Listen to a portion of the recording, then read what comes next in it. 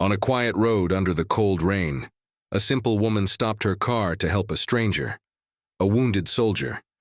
She had no idea that this small act of kindness would set off a chain of miracles, changing not only her life, but many others.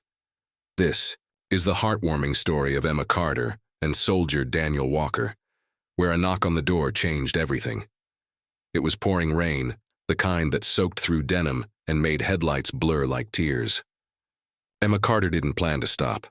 She didn't know his name, didn't ask what had happened, just saw a man limping, hunched beneath the weight of a drenched pack, walking alone down a winding two-lane road outside Willow Creek, Pennsylvania.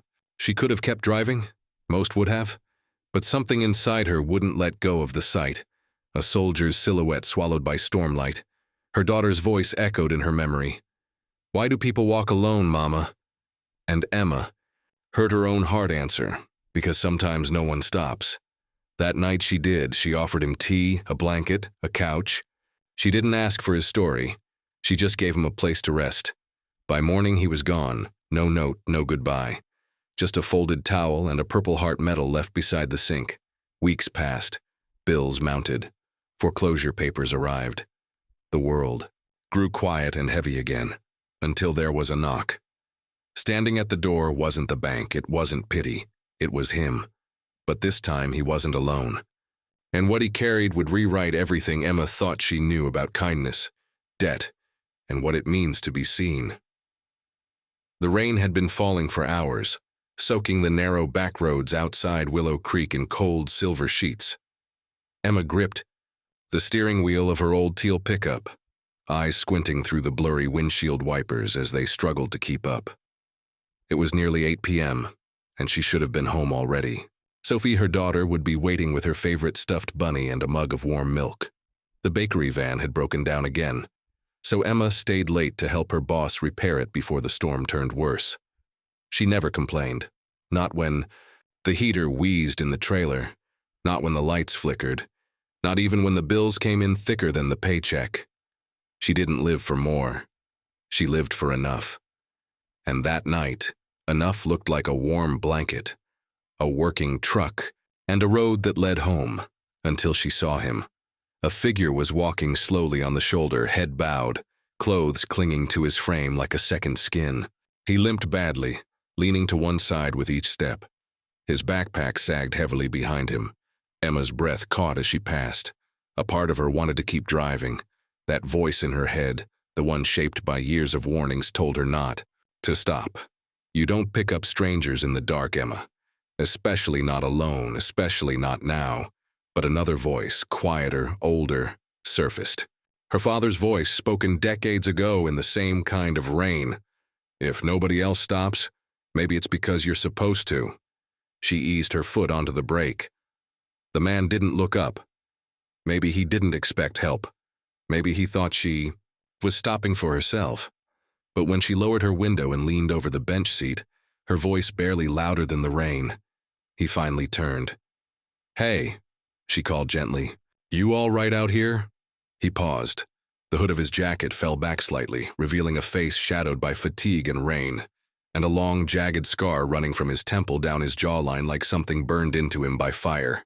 "Not time. I'm not looking for trouble," he said, voice low, rough, but controlled. "I didn't say you were," Emma replied. They held eye contact for a moment. Stranger and stranger, two lives caught in the downpour. And then she reached over and pushed. "The door open. I'm heading past the old base road. Can drop you off at the gate." He hesitated, then slowly nodded. "Thanks." As he climbed in, the truck filled with the smell of wet canvas and something metallic. He winced slightly as he sat, favoring his right side. His jacket was torn, in places stained. Emma noticed the old army insignia on his sleeve, half faded. "You in the service?" she asked gently, turning back onto the slick road. "Was. Just discharged." She glanced at him. "Honorable?" A flicker of a smile crossed his lips. "Is there any other kind?" They drove in silence after that. No music, no idle chatter.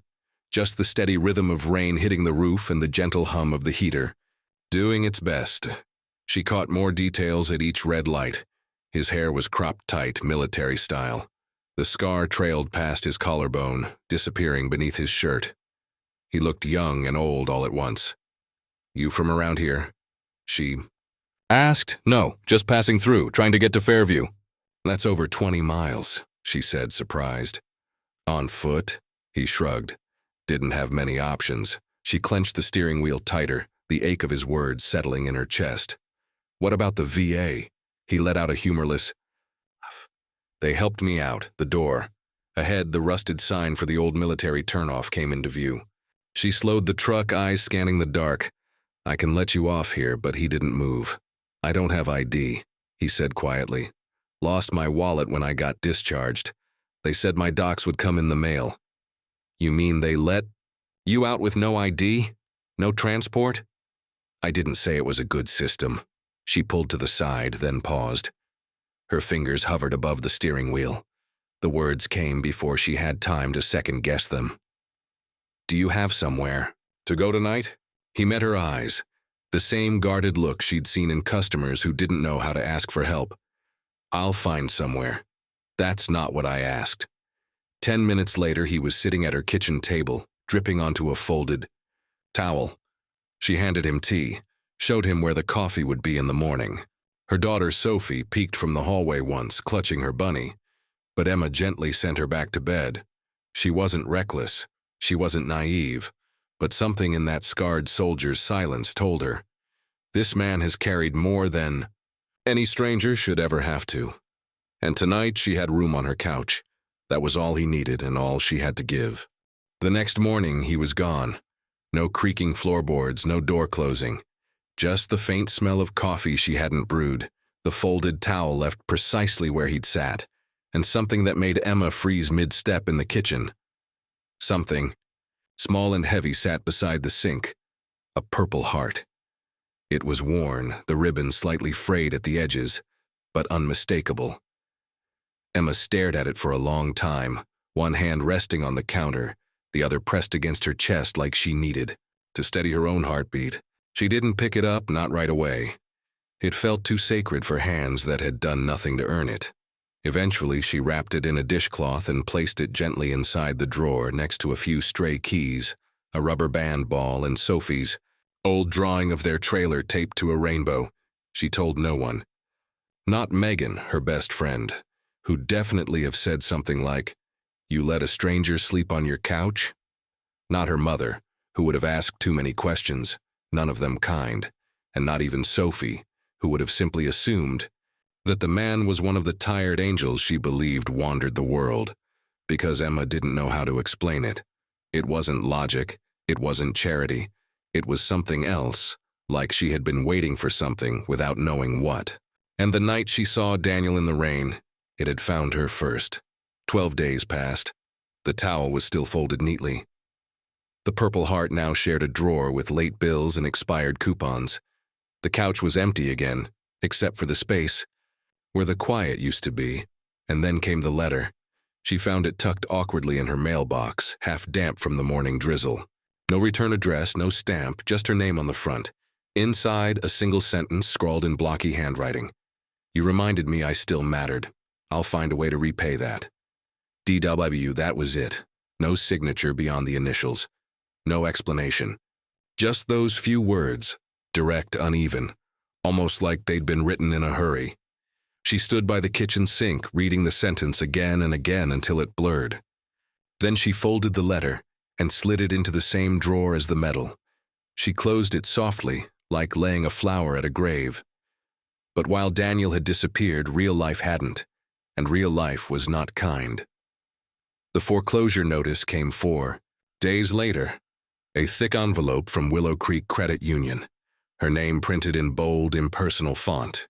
She didn't have to open it. She already knew what it said. 30 days. That's how long she had before the home her father built, the warped floors, the patched roof, the garden she and Sophie had dug with plastic shovels, would be listed.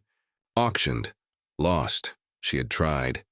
Worked double shifts at the bakery, sold the last of her mother's jewelry, took in odd orders for birthday cakes she decorated at midnight while Sophie slept, even canceled the internet, twice, before realizing Sophie needed it for school. But no matter how much Emma gave, kindness didn't pay mortgages. At work, she still smiled. She still poured coffee for the same regulars, still packed takeout pies into cracked foam boxes, still wiped down booths long after closing, and no one noticed. Because Emma Carter had always been the same, the reliable one, the strong one, the one who didn't ask for help. But there, alone in her small kitchen with a letter in the drawer and 30 days on the clock, she wasn't strong. She wasn't brave. She was scared. And for the first time, she wondered if maybe giving kindness away without expectation also meant no one would think to return it, until Megan noticed. It was a Tuesday. Emma had wiped down the same counter 3 times in 10 minutes. Megan finally put down her mop and crossed her arms. "Okay," she said. "What's going on?" Emma blinked. "Nothing. You forgot me a snack day. You gave Officer Jim his coffee without cinnamon. You haven't even teased me about my bad date from last week. Spill." Emma hesitated. Then she did. Not everything, but enough. About Daniel. The night, the medal, the letter, the house, the slow gnawing countdown, and Megan didn't gasp, didn't judge. She just leaned on the counter and said, "Well, that sucks." It was the most honest thing anyone had said to her in weeks. Emma laughed, a small, exhausted sound. But it was real. "Yeah," she whispered, "it really does." The next morning, after dropping Sophie off at school, Emma took the long way home. Her truck rumbled past familiar sights, the rusted grain silo, the gas station with the flickering sign, the old VFW hall near the edge of town, a hand-painted banner hung from the railing. "Veteran Support Breakfast this Saturday, all welcome." She almost drove past. She had nothing to give, nothing left to spare. But then she thought of Daniel's scarred hands wrapped around the mug of tea, the soaked towel still folded on the couch, the letter in her drawer. Emma eased her foot off the gas. Saturday came, gray and chilly. Emma rose early and baked, not because she had to, she barely had enough flour left, but because it was the one thing she could still do well. She wrapped her honey oat loaves in cloth and placed them in an old basket. The VFW hall was modest, just folding tables, dented chairs, and the smell of burnt coffee. A few veterans in worn denim and faded caps lingered near the back. Emma didn't know anyone, but she stayed. She set the bread on the table, poured coffee, smiled when someone met. Her eye. She didn't talk much, just moved quietly from table to table, wiping crumbs, refilling mugs. She didn't expect to be noticed, but someone did. Near the back sat a man in his early 30s, lean, sharp-eyed, posture military clean. As Emma reached to collect his plate, he looked up. "You're Emma Carter, right?" She froze. "Yes." He stood, wiping his hands on a napkin. "I think you know someone I served with." Emma's heart skipped. "Daniel?" The man nodded, then reached into his jacket. He unfolded a photo, 6 men in desert fatigues, clustered in front of a rusted vehicle. One of them, half his face, bandaged, grinning despite the crutch under his arm, was Daniel. "He sent this a few weeks ago," the man said. "He met someone in Pennsylvania, said she reminded him of who he used to be." Emma stared at the photo. Daniel looked so different, smiling, surrounded. "I didn't know he had anyone left," she said softly. The man shrugged. "Daniel doesn't talk much, not since the fire, but when he does, he means it." He handed her the photo. "Thank you for seeing him. Not many do." That night, Emma pinned the photo above her kitchen sink. It wasn't framed. It didn't need to be. It just belonged. She looked at it every time she washed dishes, and something shifted inside her, a sense that her quiet life, her invisible, tired, ordinary life had somehow brushed against something much bigger. 3 weeks passed. And then came the call from Willow Creek Credit Union. Emma had tried everything, delayed, payments, calls to the manager, even begged for a restructure. But the voice on the other end, though polite, was firm. "Unless something changes dramatically, Miss Carter, there's not much more we can do." Emma hung up and sat at the table, head in her hands. Sophie played quietly in the next room, unaware that her unicorn-covered bedroom might vanish in 30 days. That night, after dinner, Emma stood by the window, watching the porch light flicker, the drizzle. The Purple Heart still lay in the drawer, the letter, the photo. She didn't know what she was waiting for. A miracle? A restart? What she got was a knock. It came at 7:03 p.m. Emma wiped her hands on a dish towel and opened the door. And there he was. Daniel Walker stood on her porch, upright, dressed in full military uniform, clean-shaven, steady. Behind him, 2 black SUVs idled quietly. Flanking him were 2 other men, one wearing Master Sergeant stripes, the other a captain's insignia. "Evening, Emma," Daniel said, his voice softer, clearer than she remembered. Her throat closed. "Daniel." He nodded once, then held out an envelope. "It's long overdue," he said, "but it's only the beginning." Emma didn't move at first. She stood in the doorway, one hand still clutching the dish towel, eyes flicking between the envelope in Daniel's hand and the 2 uniformed men flanking him. The porch light glowed warm over Daniel's scarred face, casting long shadows onto the step. There was no rain this time, no limp, no hoodie soaked to the bone, just presence. Purpose. "What is this?" she whispered. Daniel stepped forward carefully, no longer hunched by pain. "It's everything you never asked for, but everything you deserve." Then he turned slightly. "Captain," the taller of the 2 men extended his hand. "Ms. Carter, I'm Captain Robert Hayes, United States Army. We're here on behalf of the Office of Veteran Community Engagement and the 5th Special Recon Unit." Emma blinked. I don't understand. We'd like to come." "Delise," the captain said gently. "If now's a good time." Behind her, Sophie peeked around the hallway corner, barefoot, hugging her stuffed bunny. Emma turned quickly. "Sweetheart, it's okay. Just some visitors." Captain Hayes smiled and crouched down. "Hi there, I'm Robert, and you must be Sophie." Sophie nodded, uncertain. "We're real soldiers," Daniel said softly, dropping to one knee beside her. "But we're not here on a mission. We're here to thank your mom." "Why?" Sophie asked quietly. Daniel looked up at Emma. "Because when no one else did, she saw someone worth saving." They sat around the small kitchen table.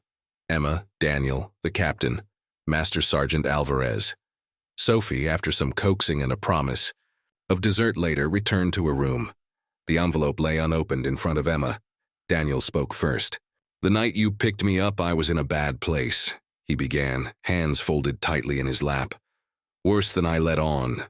I'd just been discharged from a rehab unit in Harrisburg. Not because I was ready, but because they were full. Budget.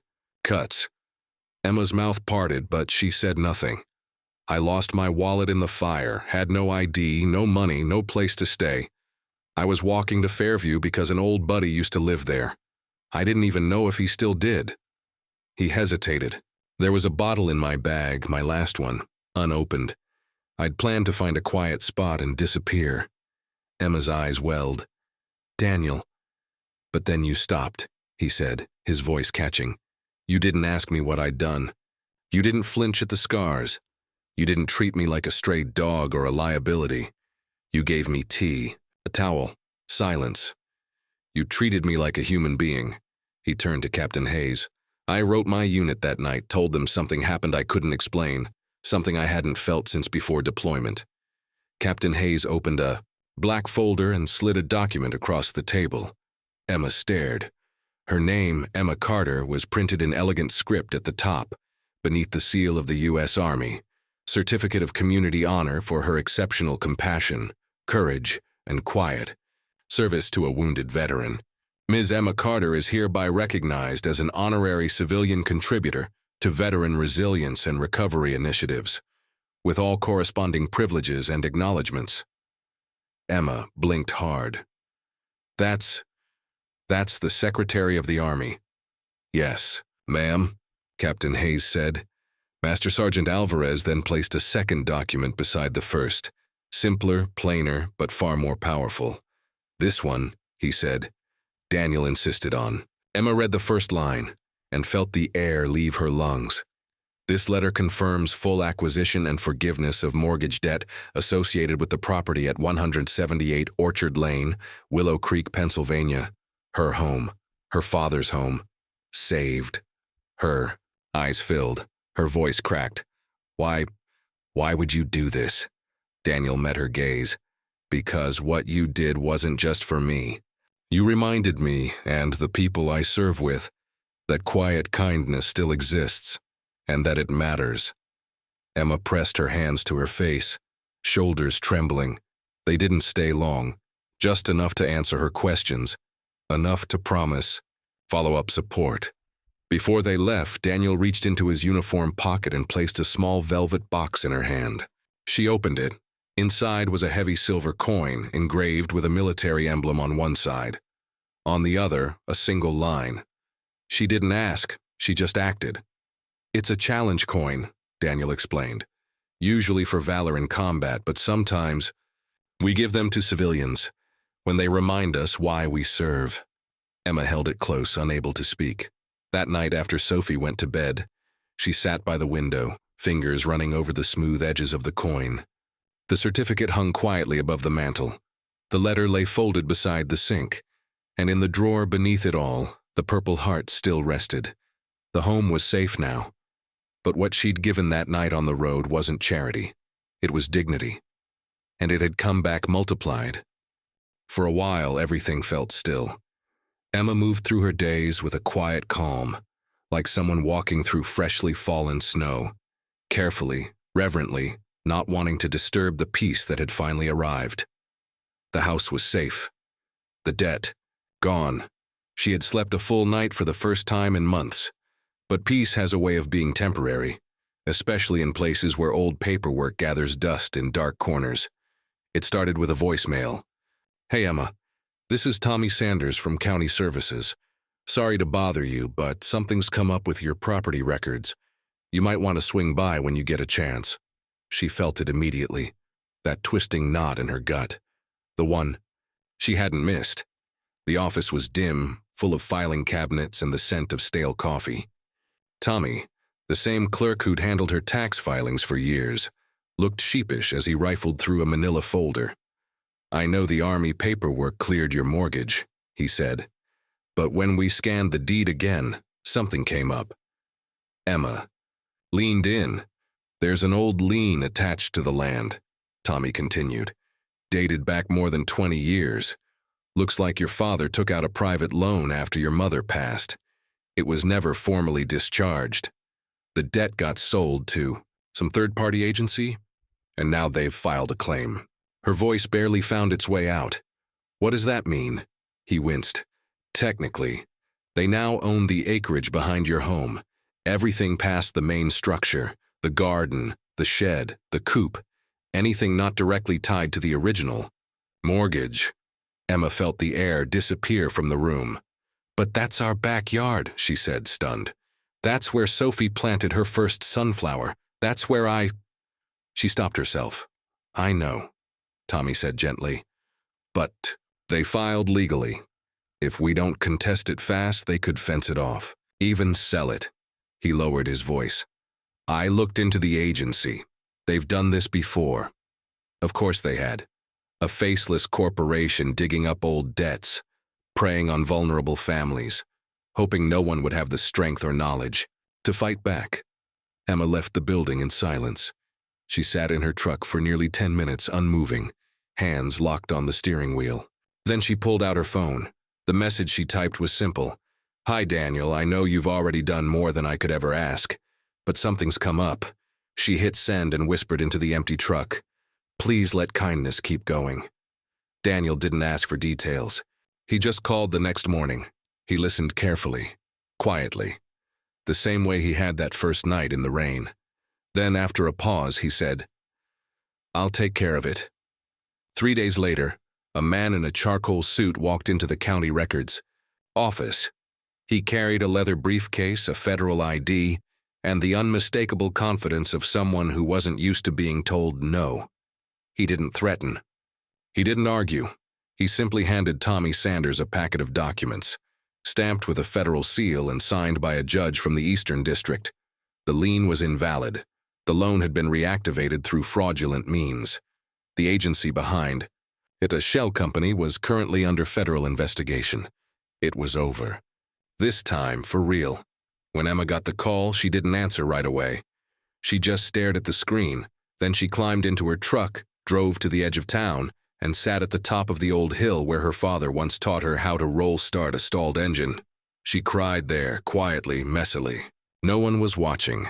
And that was the point. Later that evening, she called Daniel. "I don't even know how to thank you," she said, voice shaking. "You already did," he replied. "You just don't know it yet." The next day, she found another envelope. In the mailbox. No stamp, no return address. Inside. "What you grow in quiet places will one day feed someone you'll never meet."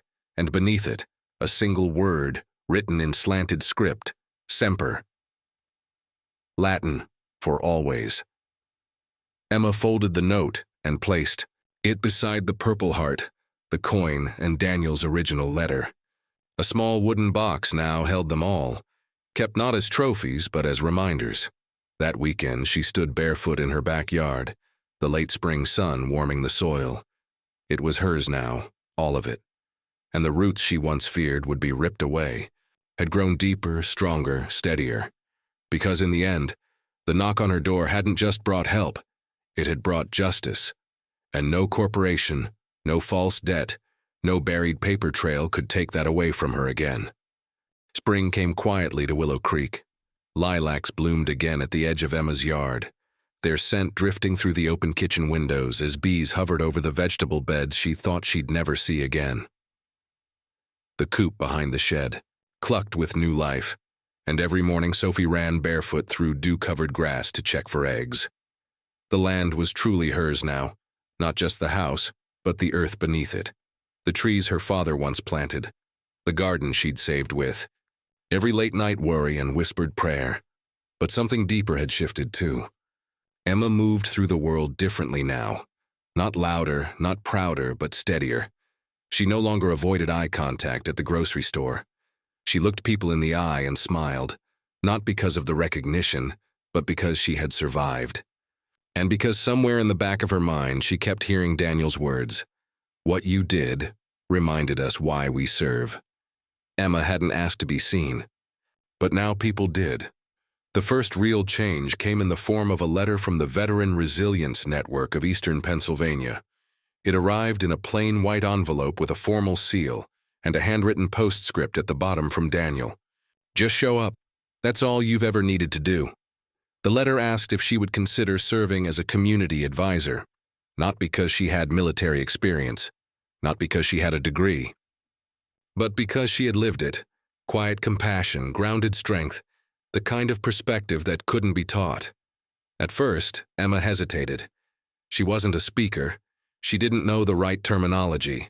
She wasn't an expert in trauma, or policy, or systems. But then she remembered Daniel, soaking wet, silent, sitting in her truck that night with a pain he didn't know how to name, and how all she did was not look away. Maybe that was enough. She said yes. The first few meetings were held in a converted shipping container outside Fairview. A crooked hand-painted sign read, "Support Circle, Veterans and Civilians Welcome." Inside were mismatched chairs, a coffee pot that brewed more rust than roast, and a silence that felt heavy at first. But Emma sat with it. She listened, spoke, when she had something real to say. Told stories about her dad, a Vietnam vet who flinched every 4th of July, about raising Sophie with just enough to get by, about what it meant to open your door to someone when you barely had anything to give, and slowly word spread. Veterans who had never shown up before began to trickle in, some out of curiosity, some because they'd heard about her, not from her but from each other.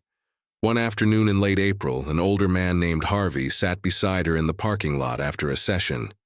His knuckles were swollen, skin sun-damaged and tight. He lit cigarette and took a long drag before speaking. "You know," he said, exhaling slowly, I used to think civvies didn't get it. Emma glanced at him. Some probably don't. Harvey nodded. But you didn't need to get it, you just showed up. He flicked the ash.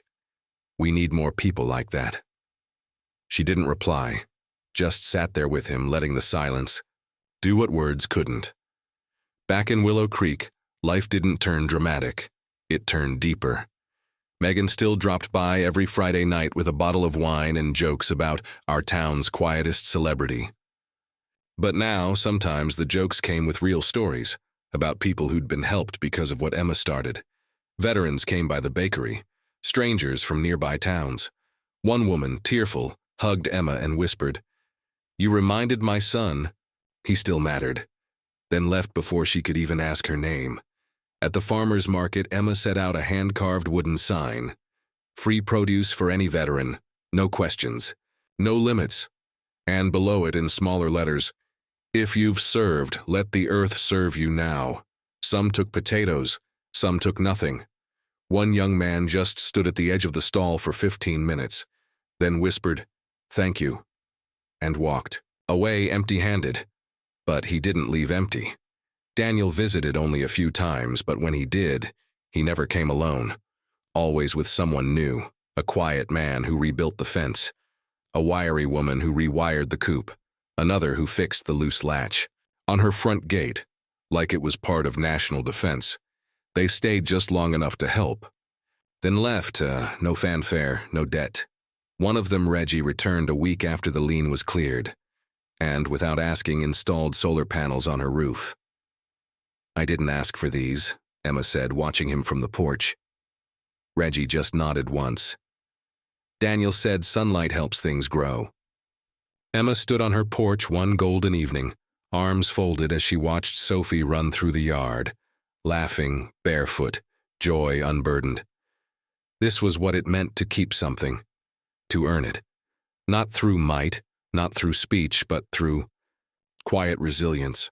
And now she had a new purpose, to keep showing up, to be the woman who didn't look away so that others could begin to see themselves again. Winter came early that year. One evening, as Emma locked up the bakery, a car pulled slowly into the gravel lot. She thought it might be a lost traveler, but when the door opened, a young man stepped out, barely 20, face pale, with a kind of tightness around the eyes she recognized too well. He approached slowly, hesitating with every step. "Are you—" He paused, swallowed. "The woman who helped Daniel Walker?" Emma blinked. "I was." The young man nodded, reached into his coat, and pulled out an envelope. "I'm his cousin. We hadn't talked in years, but he sent this to our family. Asked me to bring it to you." She took it carefully. "Thank you," she said. He didn't stay, just turned, climbed back into the car, and drove off into the frost-tipped dusk. Back home, Emma sat by the window and opened the envelope under the soft glow of her reading lamp. The handwriting was unmistakable, blocky, slanted slightly to the right. "Emma, I always believed the battlefield defined us, that only in war do we learn who we are. But I was wrong. Kindness does the same thing. It reveals us, sharpens us, softens the places war left ragged. You didn't just give me a ride. You gave me permission to live again. And through that, you gave something to everyone I've touched since the road you opened in me. I'll never stop walking. Thank you for seeing me when I was disappearing. Semper." Daniel. Emma folded the letter with shaking hands, rose quietly, and walked to the fireplace. She opened the small wooden box where it all began. The purple heart, the challenge coin, the note about quiet places and unseen growth. And now Daniel's final letter. She placed it on top and closed the lid gently. Not a shrine, a promise. In the spring, she added a new sign to the edge of the garden, painted by hand, faded slightly by dew. It read, "Free produce for any veteran, no questions, no limits," and just beneath, smaller, "What you grow in quiet places will one day feed someone you'll never meet." And they came. Not always for the tomatoes, not always for the food, but for the look in her eyes that said, "I see you." for the warmth of being remembered without having to explain. On her birthday, a package arrived. No return address. No. Note inside was a framed photograph. Daniel standing at a podium in Washington, hand over his heart. Behind him, projected onto a massive screen. She didn't ask. She just acted. And beneath it, Emma Carter. She hung it beside the pantry, right where she packed meals every night. Because some things don't need to be honored in marble. They live in the hands that keep giving. If this story touched you, if it reminded you that kindness is never wasted, even when no one's watching, then share it. Let it echo. Let it land in someone's heart the way Emma's did for Daniel. And if you've ever wondered whether your quiet act of compassion mattered, this story is your answer. Don't forget to like and subscribe so we have more motivation to share. Touching, heartwarming, and inspiring stories like this. See you again on the next journey.